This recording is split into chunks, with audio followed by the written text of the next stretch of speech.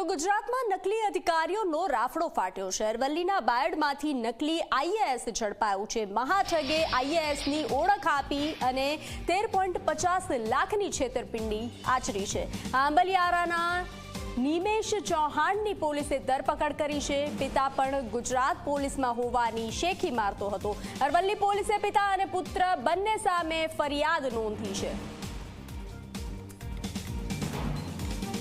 તો ગુજરાતમાં નકલી અધિકારીઓનો રાફડો ફાટ્યો છે। અરવલ્લીના બાયડમાંથી નકલી એએસઆઈ ઝડપાયો છે। મહાઠગે એએસઆઈની ઓળખ આપી અને 13.50ની છેતરપિંડી આચરી છે।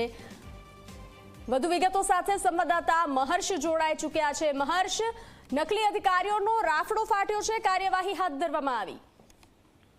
જી બંસી, જેવી રીતના એક બાદ એક નકલી અધિકારીઓ સીએમઓ પકડાઈ રહ્યા છે, તેવી જ રીતના અરવલ્લી જિલ્લાની અંદર બાયડના આંબલિયારાના એક યુવકે એએસઆઈની ઓળખ આપીને લાખો રૂપિયાની છેતરપિંડી કરી હતી અને આ જે યુવક હતો એ યુવક એએસઆઈની વર્દી પહેરીને ફરતો હતો અને 6 અલગ અલગ યુવકો પાસેથી 13,50,000 જેટલા રૂપિયાની છેતરપિંડી આચરી હતી અને યુનિફોર્મ પહેરી અને પોતાની નકલી ઓળખ બતાવતો હતો અને તેના સહારે 13 લાખ જેટલી છેતરપિંડી કરી હતી અને હાલ આ જે યુવક છે નિમેશ અશોકભાઈ ચૌહાણ, તેની સામે બાયડ પોલીસ સ્ટેશનમાં ગુનો નોંધાયો છે અને ગુનો નોંધાઈને તેની સામે કડકમાં કડક કાર્યવાહી કરવાની શરૂઆત કરવામાં આવી છે।